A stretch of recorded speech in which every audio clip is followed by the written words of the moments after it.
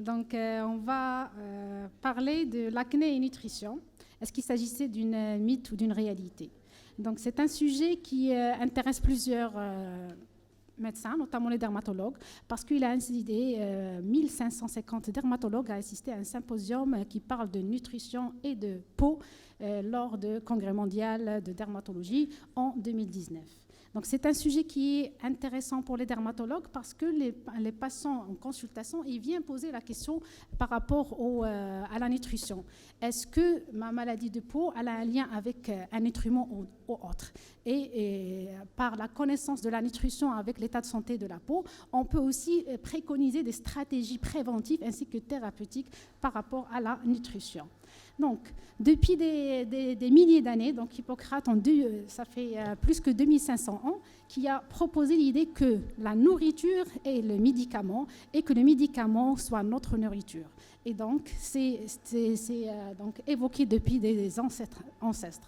Donc, l'acné en elle-même, elle pose aussi un problème de plusieurs interprétations et de plusieurs préjugés parce qu'elle est multifactorielle, comme ça a été déjà abordé en physiopathologie. Et donc, on a beaucoup de fausses idées et de croyances par rapport à l'acné. Donc, en plus, cette idée, elle est encore plus amplifiée par rapport aux études, parce qu'il y a des études concernant l'acné qui sont scientifiques, d'autres idées qui sont pseudo-scientifiques ou même non scientifiques et qui sont subventionnées par des laboratoires ou des industries alimentaires notamment. Donc, plusieurs études, ils ont étudié donc, l'impact de la nutrition sur l'acné. Parmi autres, donc, il y a le Canada qui a retrouvé à partir des questionnaires ou des études qu'il existe un lien entre l'acné avec le régime ainsi que l'acné avec l'hygiène de vie et l'infection. En Angleterre aussi, il y avait des études dans ce sens et donc des adolescents qui ont dit qu'il y a 11% de ces adolescents qui ont incriminé les aliments gras comme facteur aggravant de leur acné.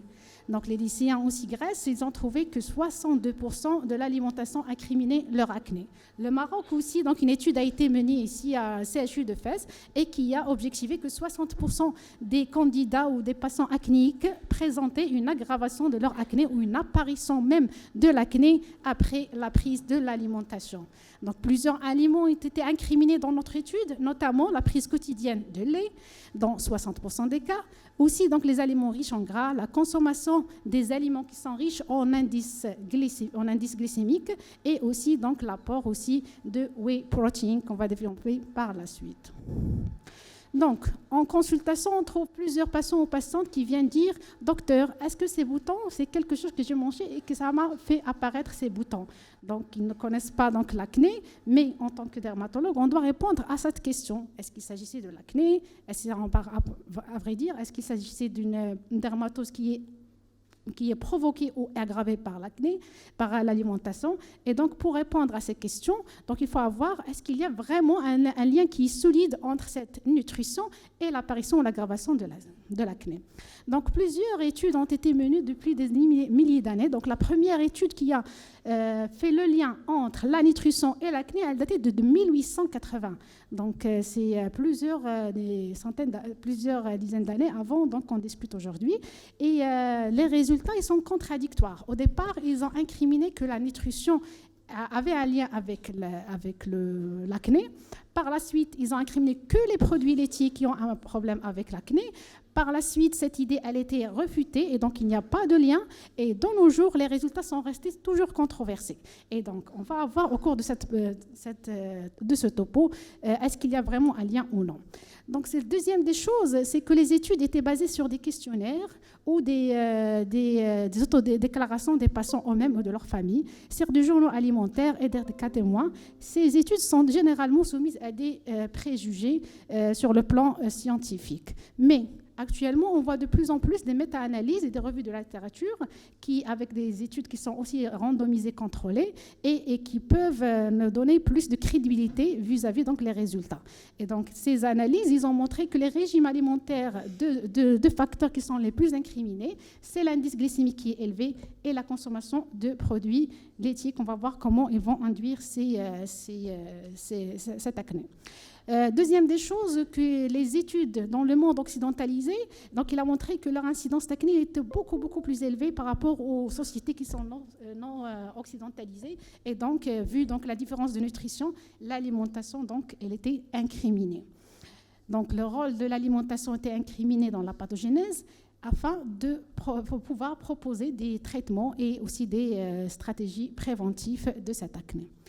Donc, quels sont les facteurs nutritionnistes qui impactent l'acné? Donc, on va voir les ennemis dans l'assiette et qui sont principalement présentés par les produits laitiers, whey protein, indice glycémique, l'alcool aussi, le thé et le café, ainsi que le chocolat et le sel. Et on va développer chacun par la suite. Donc, ces facteurs nutritionnels sont les compositions principales du régime alimentaire occidental.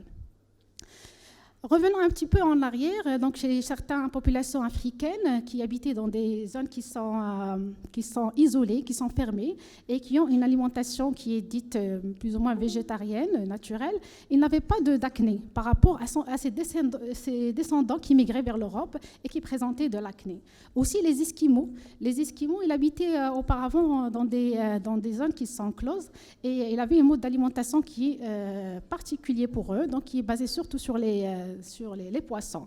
Et après leur acculturation, donc il y avait un changement de mode d'alimentation et par la suite, donc, les études ont montré que même les Esquimaux qui ont changé de leur mode d'alimentation, ils présentaient de l'acné alors qu'auparavant, ils ne l'avaient pas. Donc, l'alimentation occidentale, elle est basée sur trois piliers. C'est surtout une alimentation qui est riche en glucides, en produits laitiers et en aliments gras. Ça a été déjà un petit peu développé, donc ça a été développé dans la physiopathologie, qui est deux voies de signalisation qui sont incriminées dans l'acné, c'est l'activation de mTOR-C1 et l'inhibition de la voie FOX. Et donc tout ceci va donner une inflammation, dyskératose, stimulation de croissance de P. acnes, et tout ceci va conduire dans l'inflammation et le comédogénèse. Commençons par les produits laitiers, en particulier le lait. Le lait, c'est la mythe la plus tenace dans la nutrition. Pourquoi? Parce qu'elle était considérée comme l'homme ne devait pas consommer le lait des animaux, puisque normalement, on n'est pas conçu de prendre le lait d'une autre espèce. Donc, deuxième des choses, le lait, il était incriminé dans plusieurs pathologies. Et la troisième des choses, c'est la théorie conspirationniste et des lobbies, c'est-à-dire il y avait des études qui sont subventionnées par certaines industries alimentaires et qui ont soit confirmé l'effet aggravant, soit bannir l'effet aggravant de certains aliments par rapport à l'acné. Donc, le lait, il a un paradoxe sur la santé. Donc, il peut entraîner une aggravation de certaines maladies, notamment le cancer de la prostate et les lymphomes et le Parkinson, mais il peut aussi améliorer certains patients ou prévenir certains patients, notamment l'hypertension artérielle, les cancers gastriques et coliques, ainsi que les accidents vasculaires ischémiques, et n'a pas montré de lien avec le diabète. Donc, le lait, il est incriminé dans plusieurs pathologies, et notamment dans le diabète, l'obésité et l'insulinorésistance par la voie mTOR. C'est une voie de signalisation qui est très activée avec les produits laitiers, et en outre aussi avec l'acné vulgaire. L'acné et le lait, donc, dans les régimes alimentaires occidentaux, donc, elle est très importante en matière de quantité. Et donc, il y a une consommation accrue en Europe, aux États-Unis, de ces matières, et les études ont prouvé que leur caractère acnégène et l'exacerbation de l'acné chez les jeunes. Dans les pays non occidentalisés, notamment le Maroc, il y avait un régime méditerranéen, mais de plus en plus, on change de régime. Et notre étude au CHU de Fès a montré qu'il y avait vraiment un lien dans 60% de cas entre la consommation de produits laitiers et donc l'aggravation ou l'apparition de l'acné. Donc, il y a une consommation qui est élevée de lait, et le lait, il entraîne l'acné par deux mécanismes, parce qu'il a deux composantes très importantes. C'est la caséine qui entraîne l'augmentation de facteurs de croissance de l'insuline, et la deuxième protéine intéressante en matière d'acné, c'est les whey protein. C'est une protéine donc, qui se trouve dans le lait lait et qui induit la sécrétion d'insuline en excès. Ces deux protéines, ils sont importants pour l'induction de l'acné, qu'on va détailler encore plus avec cette présentation. Donc, est-ce qu'il y a une différence entre les différents types de lait? Oui, il y a une différence. Le lait écrémé, c'est un lait qui est dépourvu de matière grasse, il n'y en a plus. Et il y a le semi-écrémé qui contient en quelques parties, quelques quantités de matière grasse. Et il a été prouvé que le lait écrémé et semi-écrémé, ils sont plus élevés en alpha-lactalbumine, c'est les 8 protéines. Et ces 8 protéines, ils sont incriminés dans la stimulation de l'acné par l'augmentation de l'insuline. Le lait entier aussi, il est acnéogène, mais il est moins acnéogène que le lait écrémé et semi-écrémé, et ceci s'explique par la tenance en oestrogène qui a un effet protecteur ou thérapeutique de l'acné. Passons aux 8 protéines. Ce sont des produits qui sont commercialisés, qui sont produits à partir de lait qui sera raffiné et séché et il sera commercialisé sous forme de poudre. Elle est très utilisée parmi les athlètes et les sportifs et surtout les jeunes qui fréquentent beaucoup les salles de sport. Et donc, elle est connue par son caractère acnéogène qui est dû à une augmentation des facteurs de croissance, notamment de l'insuline, l'IGF-1 et aussi des facteurs de croissance tumorale et fibroblastique. Il est composé d'acides aminés qui sont très importants, notamment la cystine, mais il a aussi des lipoprotéines, notamment le lactaglobine, qui induit la sécrétion de l'insuline. Et comme vous l'avez vu, donc dans notre étude, il y avait 2,5% des patients qui ont incriminé les 8 protéines dans leur aggravation d'acné ou apparition. De façon globale, donc les produits laitiers, ils contiennent deux protéines, deux molécules importantes, la caséine qui entraîne la synthèse de IGF-1 et la 8 protéines qui entraînent la synthèse de l'IGF-1 et de l'insuline. Et tout ceci va mener à la sécrétion des androgènes et qui vont activer les doigts de signalisation en faveur de l'hyperplasie de la glande sébacée, l'hypersécrétion de la glande sébacée, donc on aura une lipogénèse, en plus de la prolifération kératinocytaire. Cette action, elle est aussi fortifiée par la présence de glycocorticoïdes dans le lait qui, lui aussi, entraîne donc l'aggravation de l'acné. Donc il y a plusieurs composants dans les produits laitiers qui vont entraîner cet effet d'aggravation. Par contre, dans le yaourt et le fromage, ça a été décrit que sur le tas global, sur la santé, qu'il diminue le risque de diabète, de cancer du sein et les fractures de la hanche. Et le fromage aussi, il diminue les maladies cardiovasculaires et les accidents vasculaires ainsi que les fractures. La méta-analyse posant sur l'acné, elle a objectivé que le yaourt et le fromage n'ont pas d'effet délétère sur l'acné, donc c'est-à-dire ils ne sont pas acnéogènes. Pourquoi? Parce que le yaourt, pour deux raisons. Parce que le yaourt, il est fermenté. Donc, avec la fermentation, on aura moins d'IGF-1 et donc on aura moins de production d'androgènes. En deuxième des choses aussi, il y a une amélioration par le phénomène de fermentation. On a plus de probiotiques dans le yaourt et le fromage. La deuxième raison pourquoi ils ne donnent pas d'acné, parce que donc, dans le lait, il y a des micro-ARN. Ces micro-ARN, ils sont métabolisés par l'ADN méthyltransférase qui va donner l'augmentation des androgènes et leurs récepteurs, ils sont plus activés.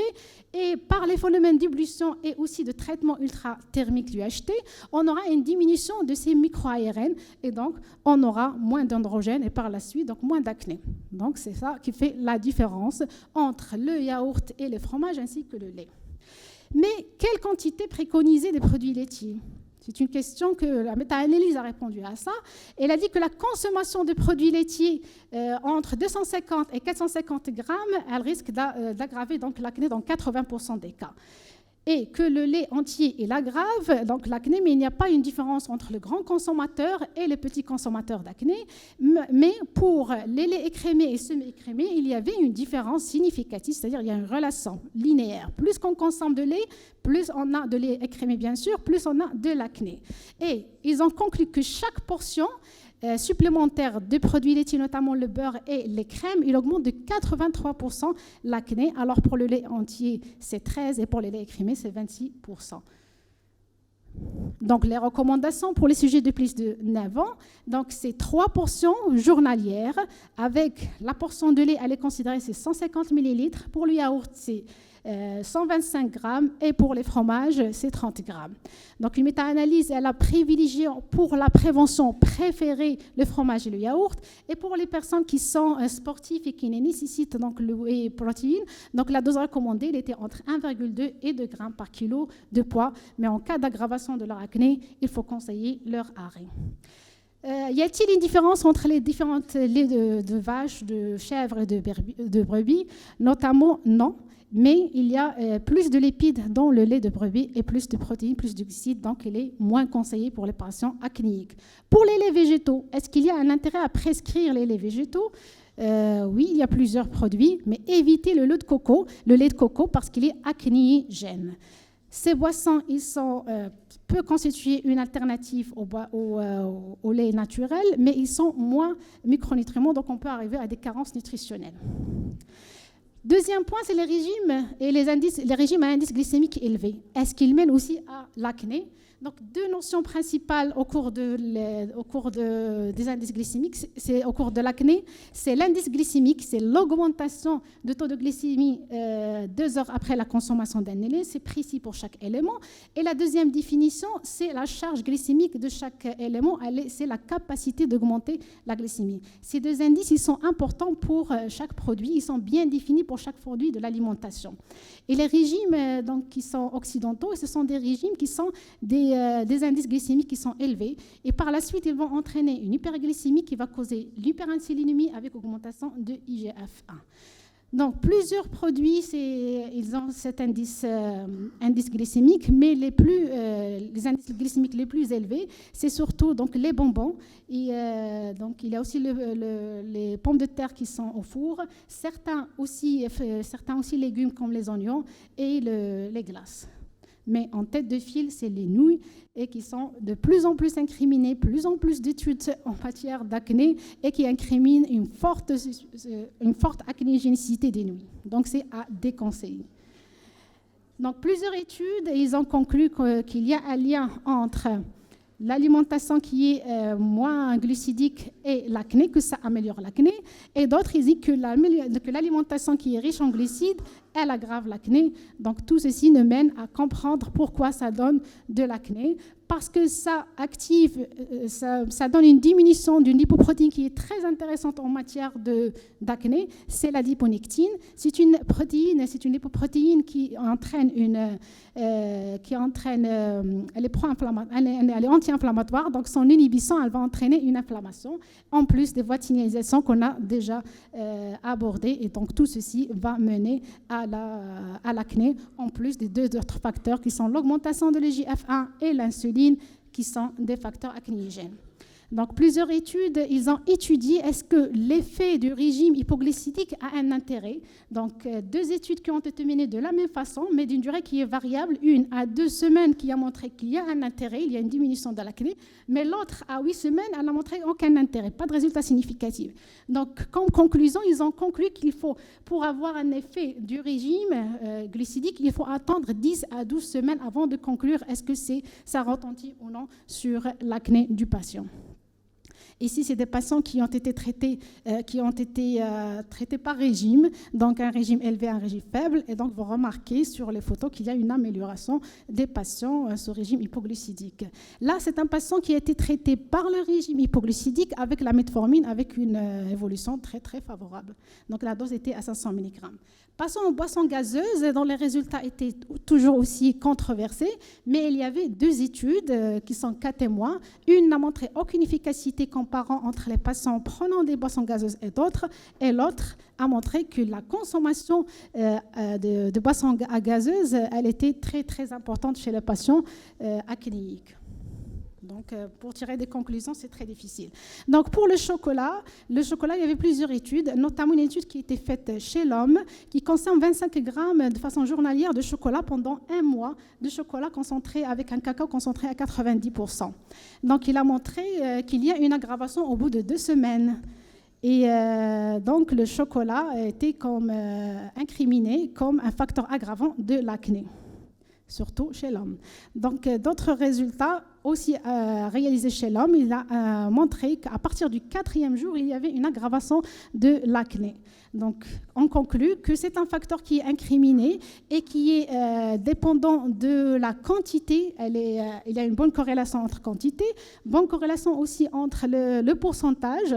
Même les cacao à 100%, il aggrave, mais il n'aggrave pas plus que le chocolat au lait. Donc, c'est des études à prendre en considération avec prudence, parce que le chocolat aussi, il a un indice glycémique qui est élevé, il contient des produits laitiers et contient aussi des matières grasses d'origine vitale. Est-ce que c'est le chocolat, le cacao qui provoque l'acné ou ces facteurs-là? Donc ces résultats, c'est à critiquer. Donc les recommandations pour les indices glycémiques, c'est oui, il faut préconiser des régimes à faible teneur en glucides.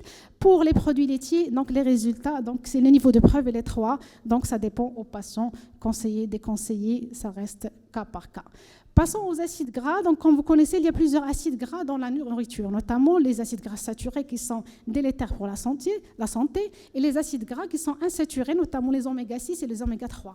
Ils sont tous les deux bénéfiques, mais c'est leur pourcentage qui peut orienter vers l'inflammation ou non. Donc, les oméga-6, ils sont métabolisés en acide arachidonique et par la suite, grâce à des enzymes, cyclooxygénase et la lipo-oxygénase, ils seront transformés en prostaglandine qui est pro-inflammatoire.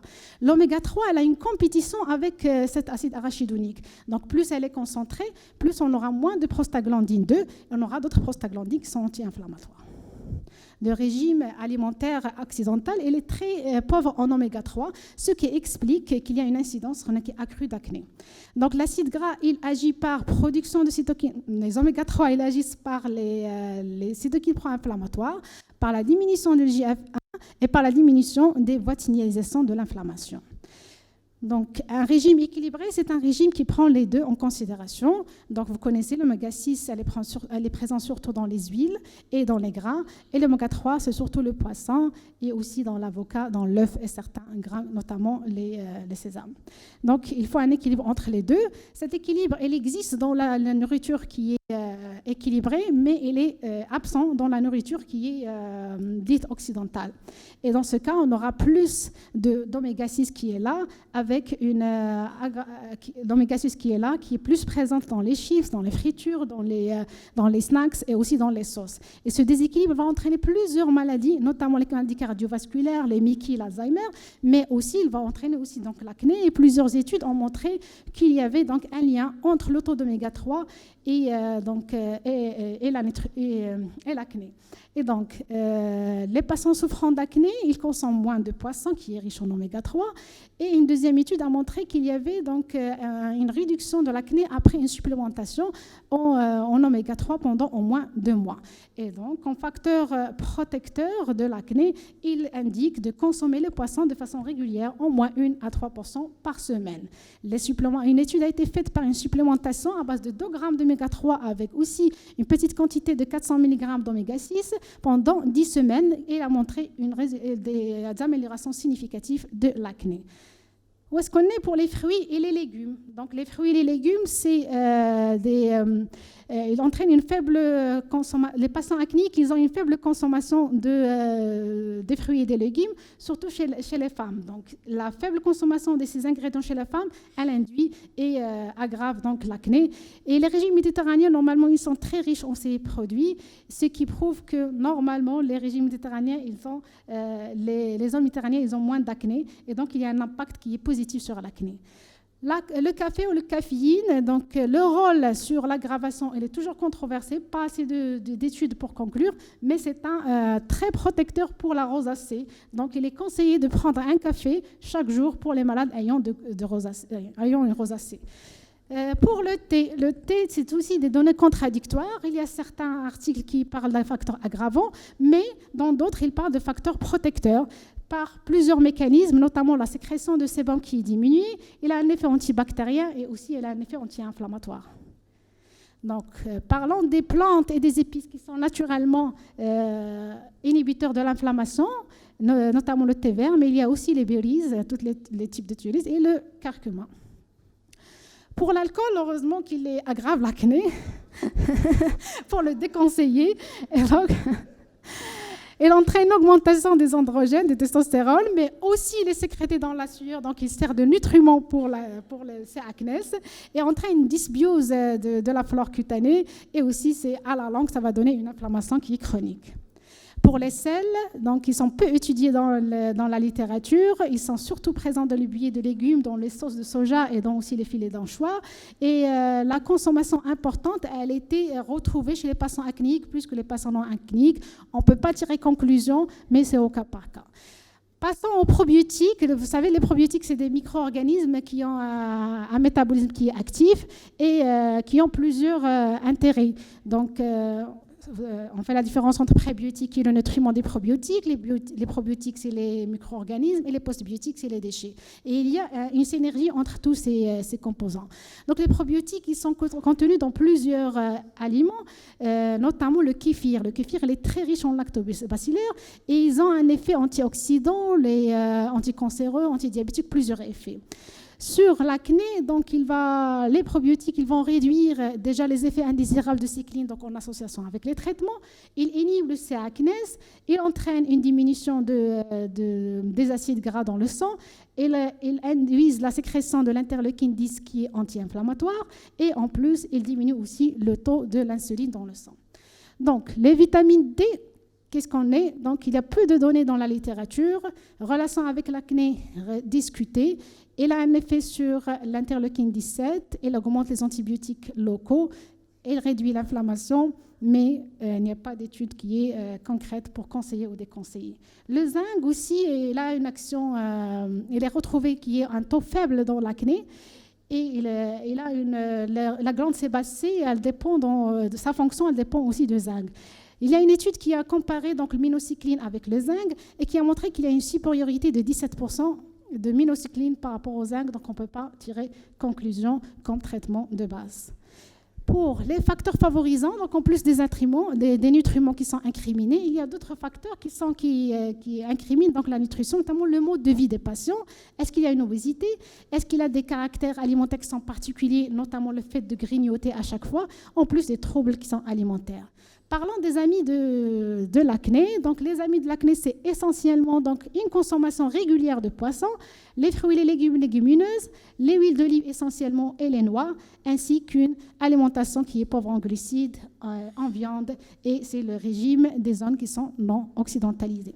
Il y a certains qui parlent de la thérapie nutritionnelle contre l'acné. Plusieurs régimes sont préconisés. Le paléolithique, qui est à base de produits qui sont protéiques, que ce soit végétal ou animal, mais sans produits laitiers et sans céréales. Il y a aussi donc, le régime keto qui est hyperprotidique, et le régime vegan, qui est naturellement, qui ne prend que les produits qui sont végétaux. Il bannit tout ce qui est produit animal. Tous ces régimes n'ont pas prouvé leur efficacité par rapport à l'acné. En plus, le régime keto, il provoque aussi des réactions acnéiformes, comme ça a été présenté dans le cas clinique, surtout au niveau du tronc. Et ces régimes aussi, ils induisent des carences nutritionnelles. Donc, je pose certaines questions à participer avec moi, s'il vous plaît. Donc, est-ce qu'il est vrai ou faux? Le rôle de l'alimentation dans la pathogénèse de l'acné est encore incertain? Non, il est incertain toujours, parce qu'il y a toujours des choses qui ne sont pas claires. L'alimentation influence-t-elle la survenue de l'acné? Oui. En tant que clinicien, devons-nous poser la question sur la nutrition? Oui. Devons-nous encourager un régime particulier? Oui. La diminution de produits laitiers et la réduction des indices glycémiques n'influencent pas l'acné? Faux. Et merci pour votre attention. Merci.